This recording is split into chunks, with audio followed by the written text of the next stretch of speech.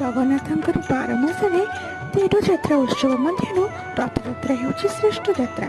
ଏହି ରଥଯାତ୍ରାକୁ ଘୋଷଯାତ୍ରା, ଗୁଣ୍ଡିଚା ଯାତ୍ରା ଓ ନବଦିନ ଯାତ୍ରା ବୋଲି ମଧ୍ୟ କୁହାଯାଇଛି।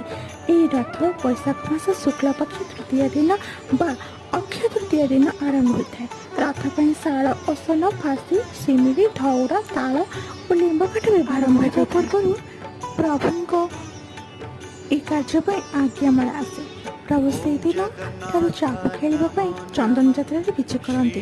ଏଥିରେ ପ୍ରଭୁଙ୍କର ଚଳନ୍ତି ପ୍ରତିମା ମଦନ ମୋହନ ଯାଇଥାନ୍ତି। ଜଣେ ପୂଜା ପଣ୍ଡା 3 ବିଗ୍ରହଙ୍କ ଶ୍ରୀ ଅଙ୍ଗରୁ ଆଜ୍ଞାମାଳ ଆଣି 3 ଜଣ ରଥର ମହାରଣାଙ୍କୁ ପ୍ରଥମ ନିର୍ମାଣ କାର୍ଯ୍ୟ ଶେଷ ହେବା ପରେ 3 ରଥଙ୍କୁ ସିଂହ ଦ୍ୱାର ପାଖକୁ ଆଣି ଧାଡ଼ି କରି ରଖାଯାଇଥାଏ।